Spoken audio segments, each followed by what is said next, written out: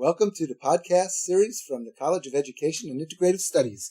My name is Jeff Pass. I'm the Dean of the College at Cal Poly Pomona, and we have a set of guests here today, 3 guests.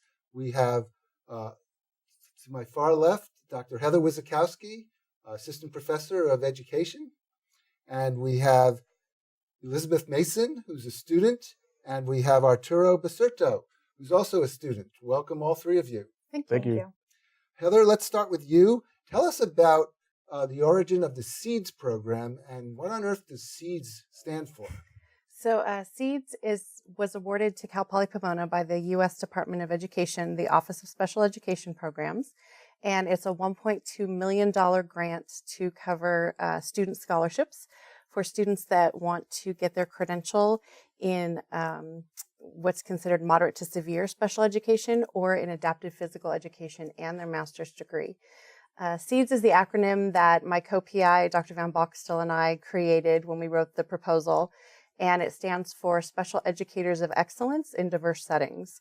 We were actually driving back from a conference when we came up with that name, brainstorming in the car as we were crossing the desert in Arizona. Right. It's a great way to start. When you say moderate to severe, what does that mean? So in California, that means students that have intensive support needs. So students with either cognitive disabilities, intellectual disabilities, may have beyond the autism spectrum and need lots of support. Students with medical disabilities, physical disabilities that cause them to need a lot of intense supports with that throughout their school day. So I guess the other category of students with disabilities would be those with mild disabilities. Yes. And those would be? Those are students with what's considered high incidence disabilities. So they're more prevalent in the school system. Those are students with dyslexia, students with attention deficit disorder, students that are mainly served within the general education classroom throughout their day. They just need support from a specialist at some point. And why would the U.S. Department of Education fund such a project? So there's actually a critical shortage of special education teachers for students with significant needs. There's a high turnover rate among teachers that do enter the profession. Most only stay about 5 years because of the intensity of the needs of the students. And so the idea is that if we prepare students better, we mentor them for the first couple of years they're out in the field, that the attrition rates would improve. So they'd be more likely to stay if they were better trained and better educated, I should say, yes. and better prepared for the challenges. And you went through such a program in your I was actually for my doctoral work, I was funded by the Office of Special Education Programs at the federal level. I worked for the IRIS Center, which creates adult learning modules on the needs of struggling students in all different areas. So you started this program. I guess you had to apply to the federal government yes. for funding. And was that a complicated process? It was. Writing a federal grant is challenging. I had some wonderful mentors, though, when I was doing my doctoral work, and one of them had actually given me a copy of a proposal that she had written. So I was able to model her proposal model ours after hers. And I think the proposal in its entirety was over 500 pages once you included all the appendices and evidence you had to put in. But it was worth it because Definitely. The grant was awarded. The grant was awarded. And how much was it for? $1.2 million. $1.2 million over what period of time? It's over 5 years, and the bulk of that money, 65%, has to go directly to students. Uh-huh. And the other 35% goes to the dean's travel fund? Not exactly. The other 35% goes towards the administration of the grant. It goes for time for the faculty to do program planning that we need to do, review applications, the mentoring piece to the project. All that is a lot of the other money. Plus, in addition to tuition, the students also each get an iPad, and they also get to go to a conference with us at some point during their program. And why did you build the iPad and the conference attendance into the grant? Well, the idea was with the iPad is to really push assistive technology because the research shows that that is really beneficial for students with intensive needs. And by assistive technology, you mean? There are different, oh my gosh, that's a whole nother podcast in itself. But really, there's all different tools we can use with computers now to help students communicate that are nonverbal, to track behavior, to collect data on students to help with their IEP growth. There's all different, and there's lots of great apps out there now that students can use, or that we can, teach them to use. So the field has evolved quite a ways in just the last generation. Definitely. With the use of technology, and that's great that you're building that in. And what about the conference attendance? Why would that be something you'd want? So the exciting part about the conference attendance is we're really hoping to get students thinking about being lifelong learners and networking with other people in the field, and that their program isn't just confined to the four walls at Cal Poly, going out and meeting other people. And what we're hoping is that if we take them maybe their second or third year in the program, that they can present with us also and have that experience as well. So by having that experience as a scholar, as a researcher, they're more wedded to the field, and they have the opportunities to share their ideas with other colleagues around the country. Definitely. Which would, I guess, reinforce their commitment. Mm-hmm. So that sounds like a good plan. It's no wonder that it got awarded. Mm-hmm. So let's talk to our students. When did you hear about the CEIS project, and what drew you to it? Would you like to start, Elizabeth? Sure. So I had applied to the credential program last spring, so spring of 2018. And by the credential program, you mean the program by which you get courses you need to learn to become a teacher? Correct. So after you get your bachelor's program, you reapply to the university, and then after you're admitted to the university, then you apply to the program and you do interviews. And so after I was admitted, I set up an appointment with my academic advisor, Dr. Van Boxtel. I had no idea about the scholarship at this point, and I was telling her about what I wanted to do. I told her that I wanted to work with students with disabilities and special education, and she brought it up. She said, "Have you heard about the CEIS scholarship?" And I hadn't, and she told me about it, and it felt like it was meant to be, because it was exactly what I was going for, and this was the first semester that they were offering the scholarship, and it happened to be the first semester that I was starting the program.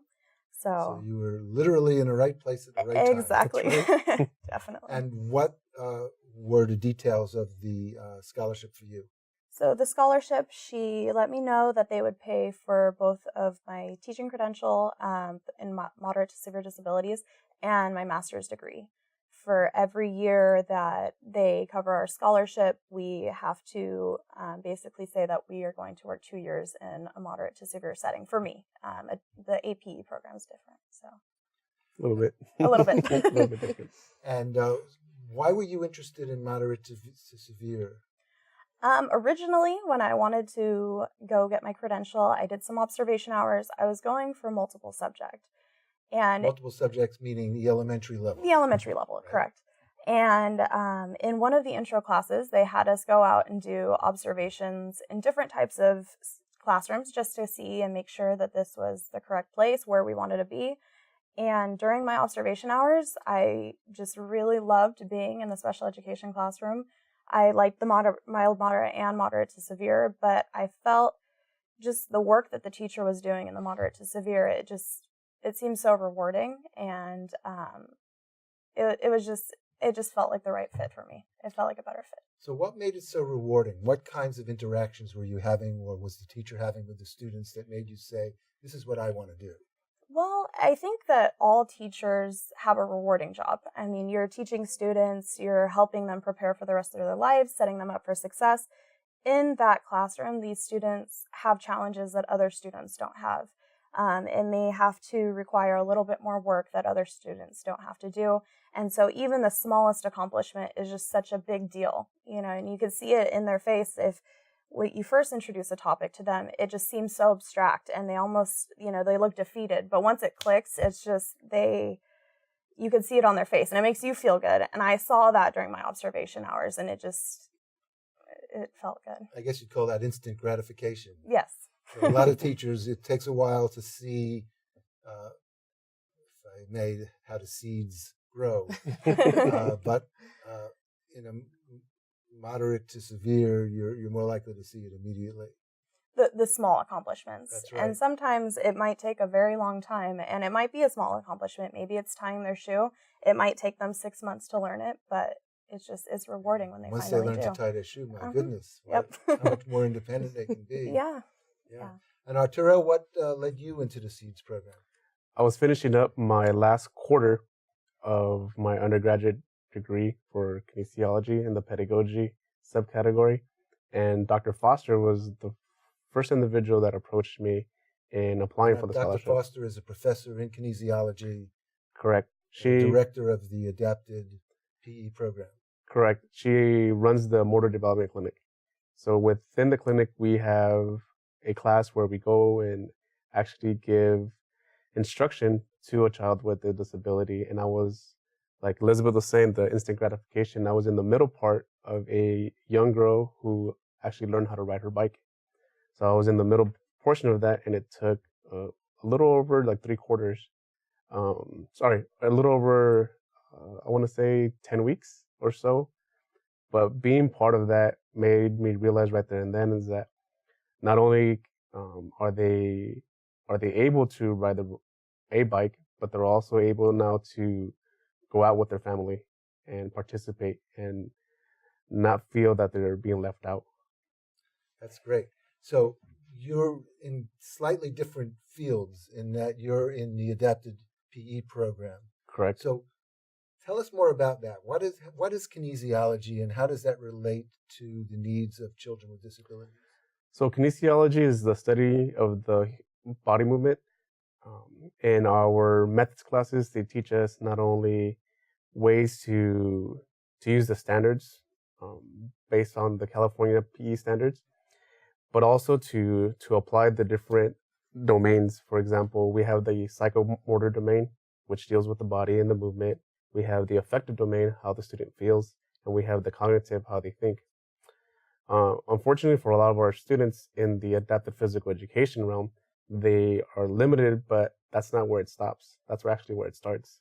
So then we take our different methods in order to, instead of teaching a child a certain way on how to ride her bike for the young child, then we come up with creative ways. So it gives us a chance to think outside the box in order to meet our goals and our objectives. Wow, that's fantastic. And how did you learn about CEIS?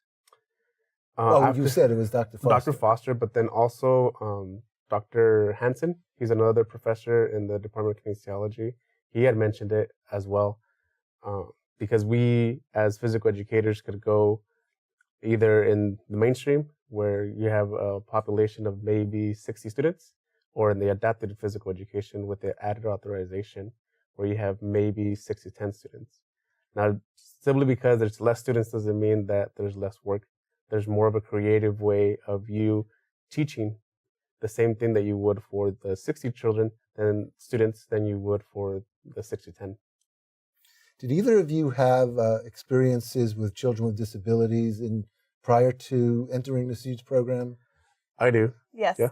Okay. Yeah. That's often the case. Tell us about it without, protecting people's privacy. Right.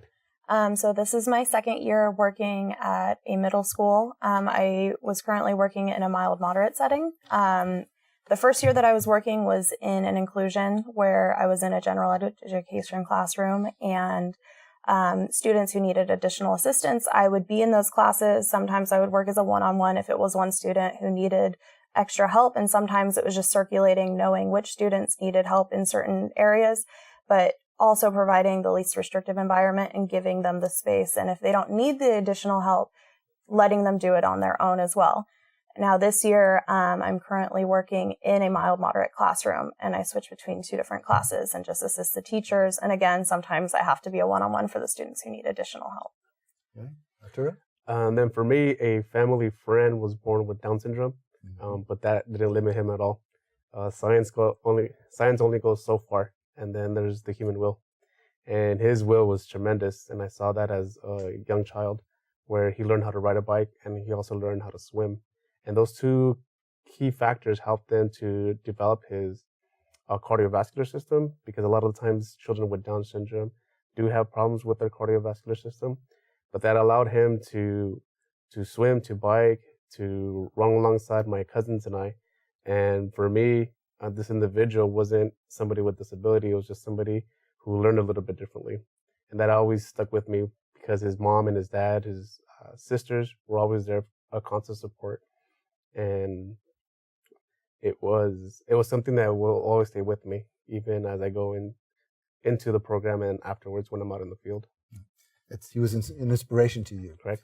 And Dr. Wizikowski, it seems to me that one of the benefits that we don't anticipate in having mainstreaming children with disabilities is that able-bodied individuals like Arturo are exposed to these kinds of inspiring situations. Definitely. Yeah. I think the more we normalize disability in our society, the better outcomes we'll have for students with disabilities, for sure. And the exciting part of the CEIS program is this interdisciplinary.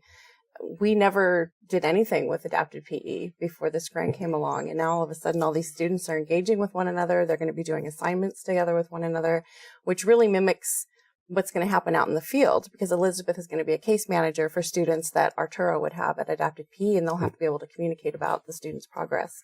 So this is really exciting for us. So somebody who's listening might say, well, I wouldn't have the first idea how to work with children in that category.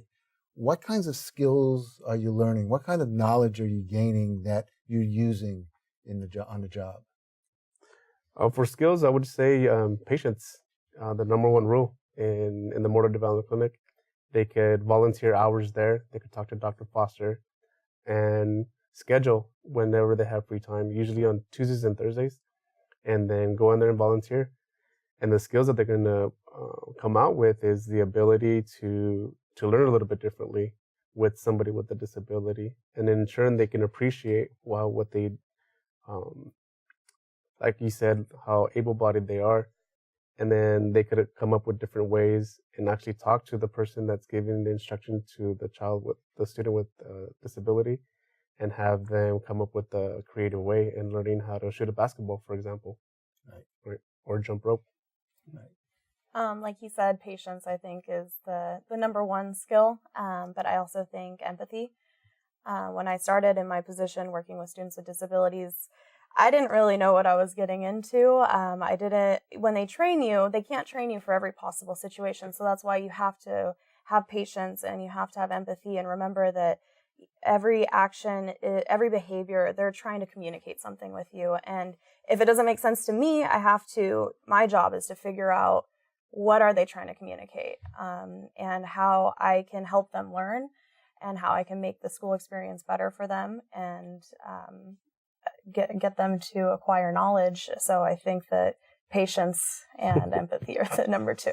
Which is funny because I don't consider myself a patient person, and I taught special ed for so long. But I think something that has really come across, and Elizabeth has heard me talk about this in class, is I've been doing research on culturally responsive instruction. And I think something that I really think is important is this idea of being a warm demander. The idea that, you're warm and you have a good rapport with the children and you care about them and they know you care about them, but you're still holding them to very high expectations. I think that's a good skill. And why would that be culturally responsive? Well, a lot of research now around culturally responsive instruction is about engaging with students, about making sure students know you like them, that you're holding them to high expectations. You're not, falling into stereotypes about different groups of students. And especially in special education, I shouldn't say a huge problem. It's getting better, but we have a problem with disproportionality, where we identify boys of color with behavior disabilities more often than any other group. And so I think bringing in that culturally responsive piece into learning how to be a special education teacher is very important. So the idea isn't that we treat all children the same. Right. It's we take into account their ethnicity, their age, their abilities, mm-hmm. and we connect with them as individuals in order to teach them. Definitely. And this is different, perhaps, than a lot of people's experiences in schools where everybody was treated exactly the same way. But nowhere is this more important, I would think, than students with disabilities, because you really have to know how they work, how their bodies and minds work. So did you receive any pushback from people when you told them you were going to go into this field before they heard about the iPad and the scholarship? Did they counsel you against it, or did they applaud it? I got about a 50-50. A lot of my family have careers in corporations, and I think that their main concern was the money aspect. However, I tried to go into the business that my family was doing, insurance, and it wasn't right for me. And I think at the end of the day, the money is just not that important. And I think that if you love what you're doing, that's more important. And if you feel good at the end of the day about what you've done at work, that's the most important piece. And after I explained that to them, they were supportive. I think there's a misperception that teachers are poor. Yeah. They might be poorly paid compared to other people with bachelor's and master's degrees, but teachers make a comfortable living. Yes. And it's a great way to enter the middle class if you're coming from a working class family. But Arturo, I would imagine it would be different for you, because not only were you going to special education, but you're male, which is kind of unusual for teachers, and also you're a former Marine. How did it work for you? For that, actually, I have to thank my mother-in-law, because she was the one that suggested that I should go into adapted physical education. At that time, about, I say like 2.5, 3 years ago, I didn't even know what that was. My sister, she teaches at Azusa Unified, and she teaches SPED, so special education. And then she has mild to moderate. And when I talked to her about it, she's like, "Oh, I know what that is. We have a APE instructor that comes on the days that she comes, and then she pulls some of my students out and gives them a lesson in physical education." So then I contacted this individual. She allowed me to observe her, and immediately I fell in love with it. And so for that, I do thank my mother-in-law for guiding me gently into this field. For my own parents, they were excited because before this, I was just working odd jobs. And then when I met my wife, she challenged me to go back to school. And then that's when my mother-in-law, when she became my wife, challenged me to look into adapted physical education. That's exciting. Yeah. So where do you project your career going over a period of time? For me, after I received my master's, I actually want to go and teach other individuals who are on the fence, simply because I want to show them my passion and to let them know it can be done. Even though there's sometimes obstacles, it's okay, because there's so many people around you that will help you out throughout those obstacles. So eventually I do want to come back at the university level and teach future APE specialists. By APE, Adapted Physical Education. Correct. Yeah.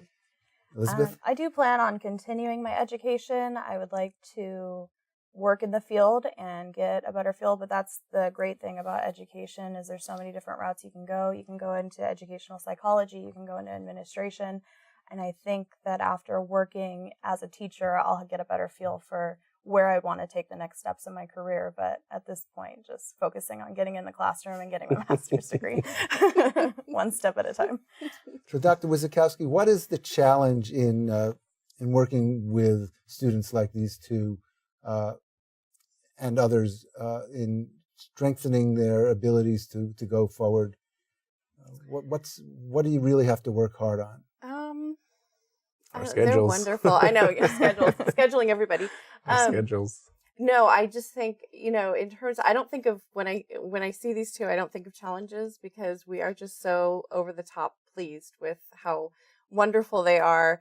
And I think, the hardest part of my job, being on, the teacher education side of it, is it's our job to teach the ideal and what they should be seeing out there. I think it's harder sometimes when they come back and that's not what they're seeing.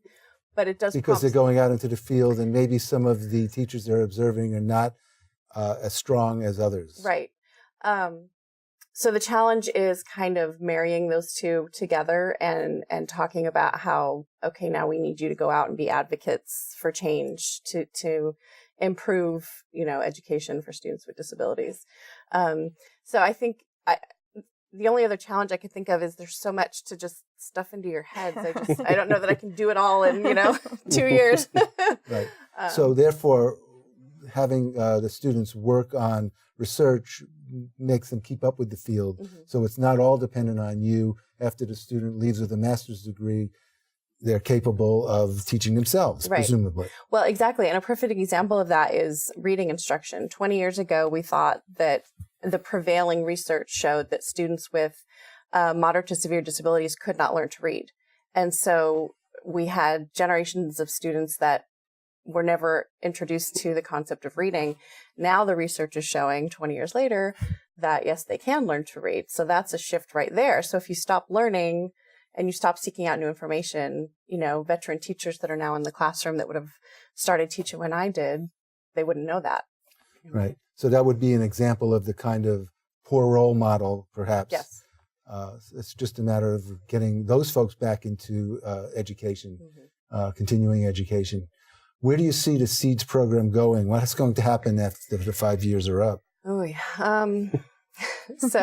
Hopefully we'll be able to extend it as long as we have funds available for students. That would be number one. And I guess if we're evaluating our work and we're seeing the success rate of both the teacher education candidates and also the students they're working with, there would be evidence to convince funders to pay for more programs like this. Right. And we have evaluation measures in place where we're going to be able to look at growth of students out in the classroom, and that will really help kind of push the profession forward because we can publish that work and put it out there for people. So when you go to those conferences, that's the kind of results you'll be reporting on, and people around the country will say, wow, what they're doing at Cal Poly Pomona, we should emulate that. Exactly. Right. We hope. Yes. So final words. Where do you see the field of special education going, either of you, now that you've studied it for a while? Hopefully just spreading the word to all teachers, both general education and special education, about how we can improve the experience in school for our students and how we can continually push them and challenge them, but also listening to their needs and helping them both in special education and in general education. That sounds good. And my hope is that we have student ambassadors at each school that can go inside the APE session, the adaptive physical education session, and then learn, and then therefore go back to their class and kind of do away with some misconceptions that students in the general population might think about kids with disabilities. And therefore, they themselves can be other advocates besides myself and the rest of the group that teaches students with disabilities. And if some listeners are interested in recommending or applying for CEIS, they should go to the Cal Poly Pomona Department of Education website. Yes. And maybe the Adapted Physical Education website, and all the information is there. And I want to congratulate each of you on your success so far. And Thank you. The future of our country is in good hands. Thank you very much.